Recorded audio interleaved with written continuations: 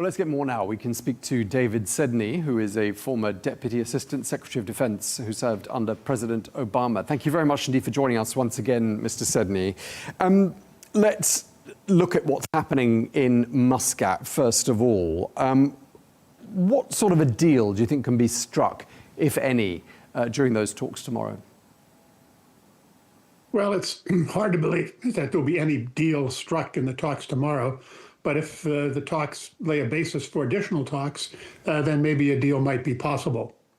The Trump administration originally, of course, said the talks had to be broader than just the nuclear issue and to be held in Istanbul. And they agreed to, caved in, if you will, to the Iranians' insistence they be moved to Oman and focus only on nuclear issues.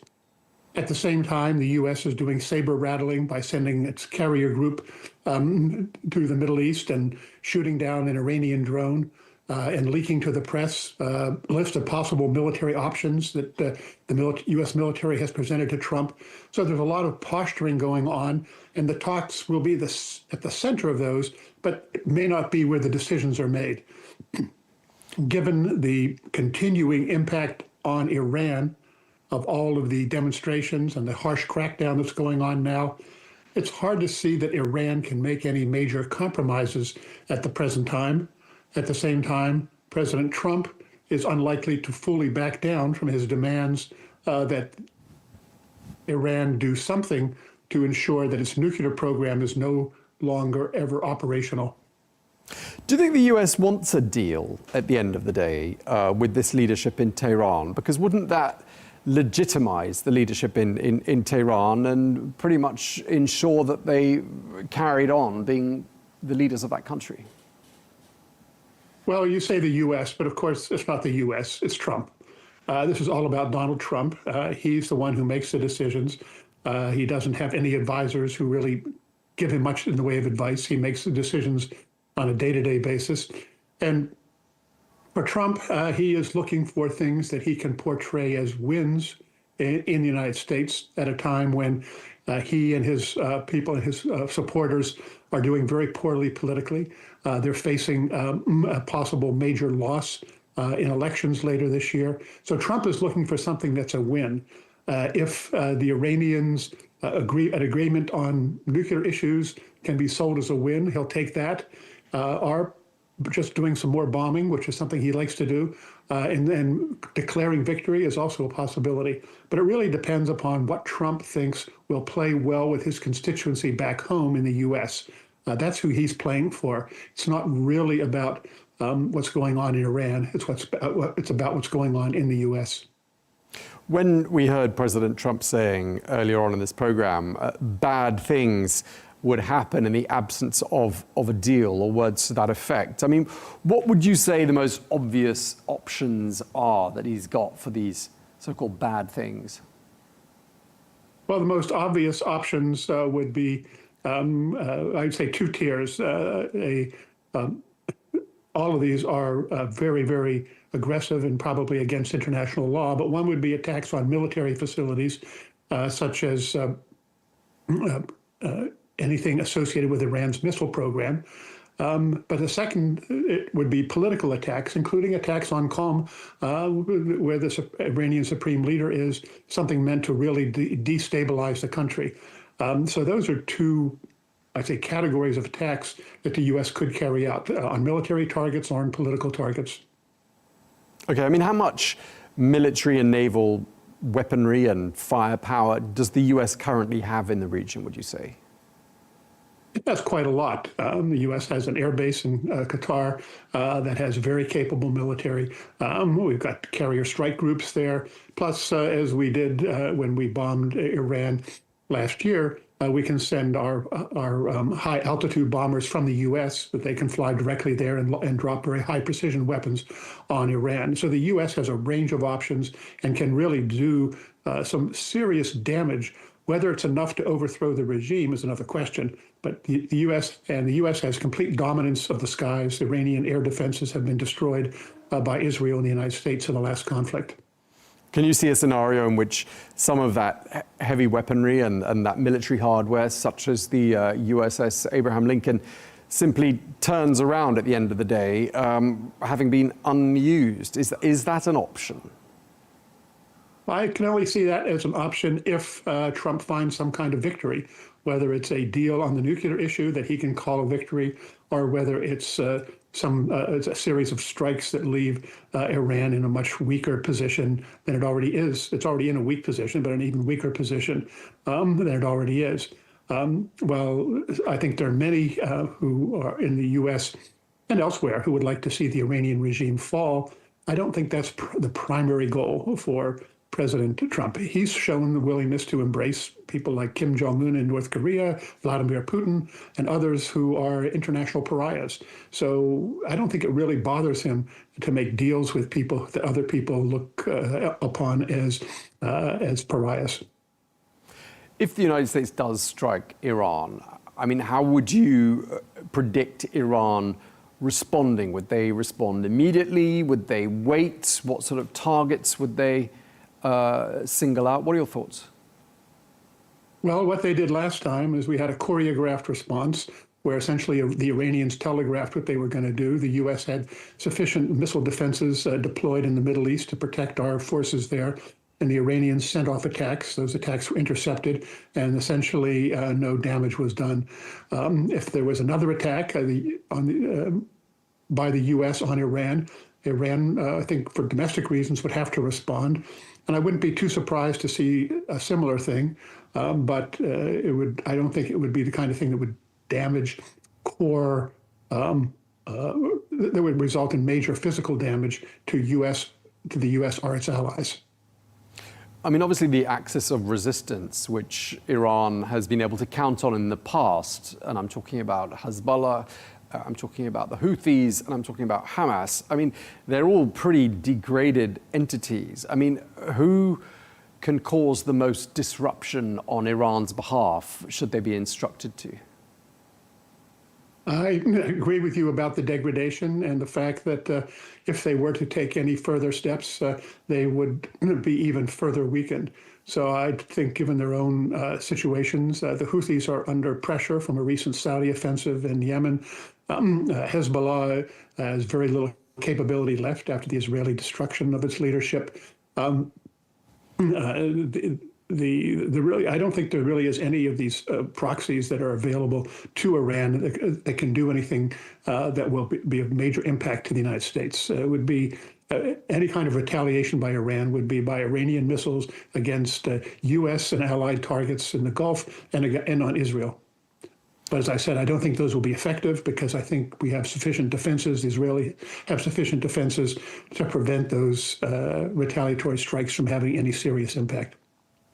Now, the former National Security Advisor there in the US, John Bolton, someone we hear from quite a lot, said there's no chance of an agreement. He said the talks are a waste of oxygen. I mean, he's clearly an Iran hawk, pretty much always has been, and he seems to want the US to strike Iran. How many people in Washington do you think see things the way he does? There are certainly people, Ambassador Bolton is one, and there are many others in that sort of wing of the Trump supporters and Republicans who would like to see a regime change in Iran.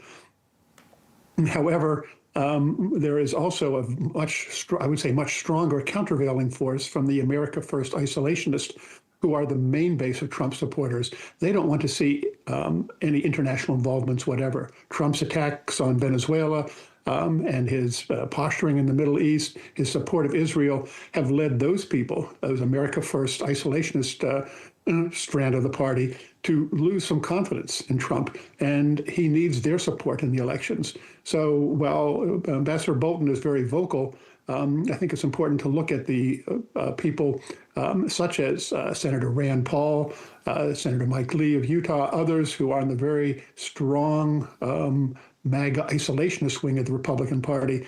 And I think they are more important to Trump than Ambassador Bolton. Ambassador Bolton, in fact, is somebody that Trump hates. Now, just lastly, I mean, Iran seems to have a weak negotiating hand, and yet they're being dictatorial about the choice of venue, what's on the agenda. I mean, if these talks fail, what then happens? Well, if the talks fail, meaning both sides walk away and say we're not going to talk ever again, um, then I would expect a continuing ratcheting up of U.S. military pressure, perhaps more combined Israeli U.S. attacks on the areas where Iran may be reconstituting its nuclear attacks, nuclear forces, as many have speculated. I think that would, at a minimum, happen. But I think that's very unlikely. I think the fact that the United States agreed to the Iranian demands shows that the U.S. is more in the area of supplicant here than the Iranians are, even though the Iranians are in a weaker position. But of course, we'll see what happens in the talks tomorrow and afterwards. All right. Well, thank you very much indeed for taking the time to speak to us. David Sedney, former Deputy Assistant Secretary of Defense under President Obama. Thank you for your time, sir. Thank you.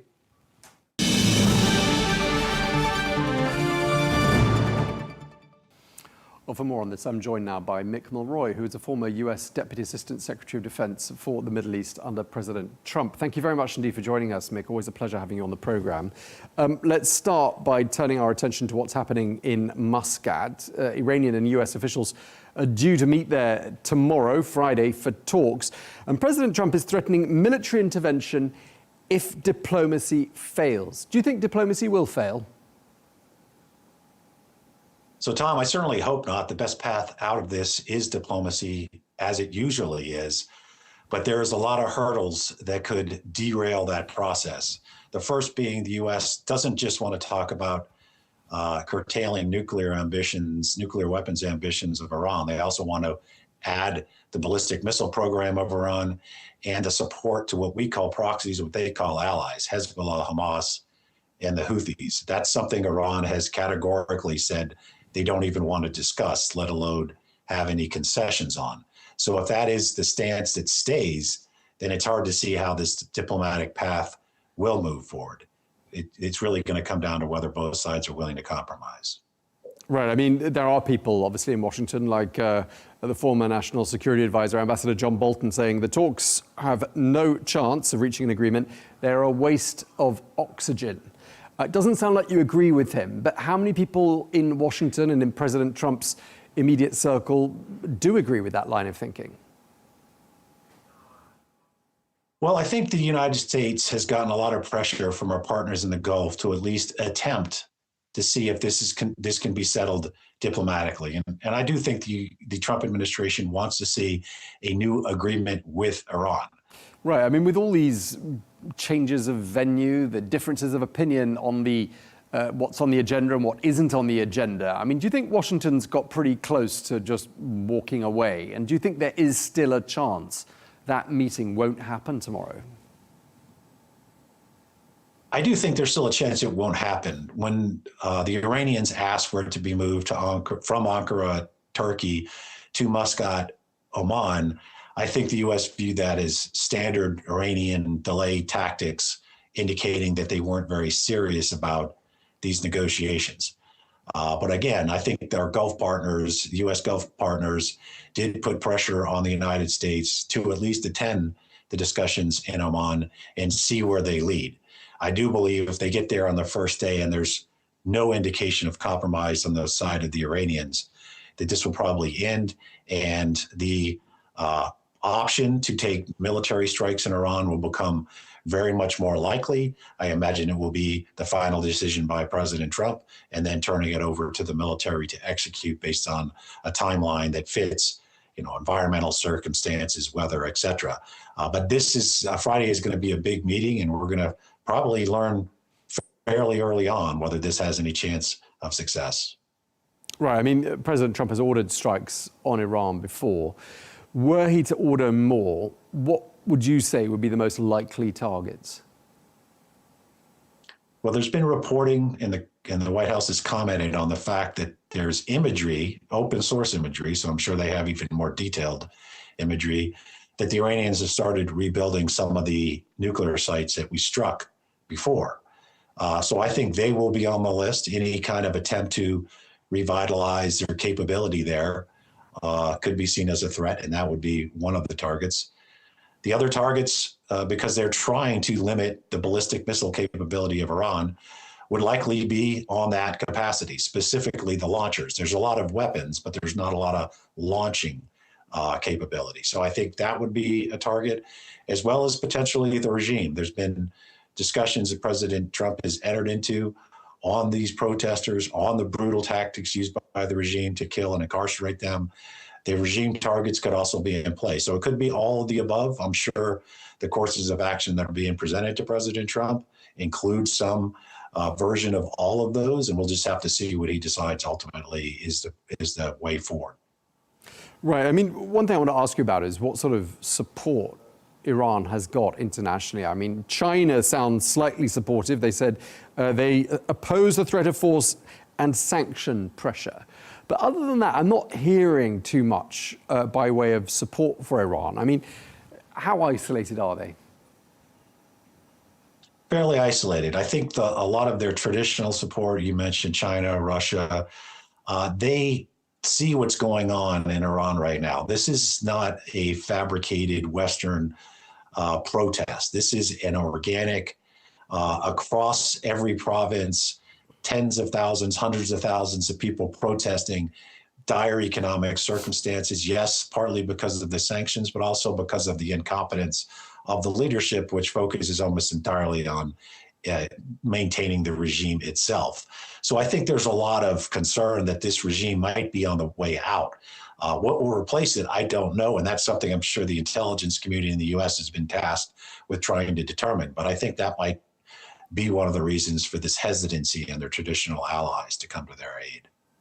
I mean, do you think there are some large cracks that can be exploited internally? Because, of course, we did see at the beginning of this year huge protests, but with an internet blackout, it's hard to tell. But we can assume, can't we, that there is still anger smoldering under the surface and not very far under the surface.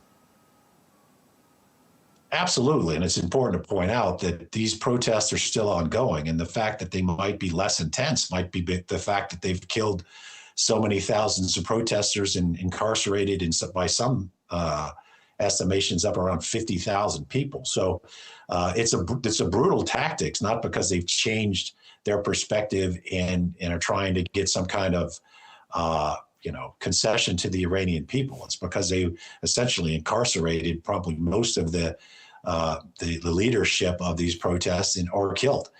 So I do think this is still a serious issue inside of Iran. It could be exploited, but the question really does come down to, if the regime is removed, is another regime going to take its place that's even more anti-Western? A lot of people believe that's the case. If it was the opposition leaders, then certainly that would be a better path for the United States, the region, for stability in the international community. But it's just unclear who would rise to fill the gap if there was a removal or a decapitation of the current regime.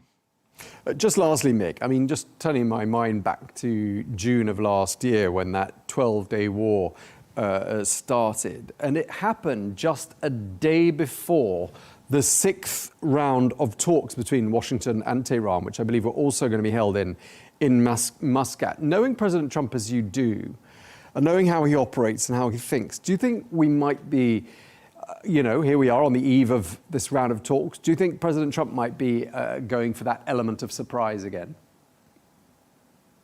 It's quite possible, but I do think he's made it clear he wants to be known for settling disputes. Now, this is a dispute between the United States and Iran, so ultimately he has more influence on this. It's not like Ukraine and Russia where he and the United States have influence, but we're not a party to the actual conflict.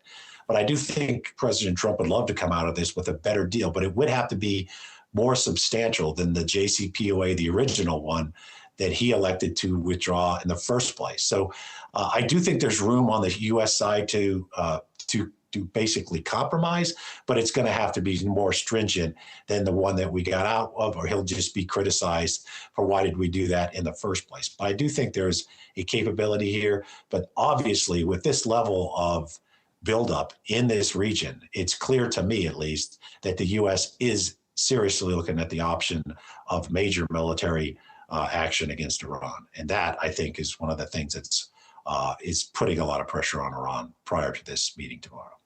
Okay, we really appreciate you sharing that with us. Thank you very much indeed. Mick Mulroy, former US Deputy Assistant Secretary of Defense for the Middle East. Thank you, sir.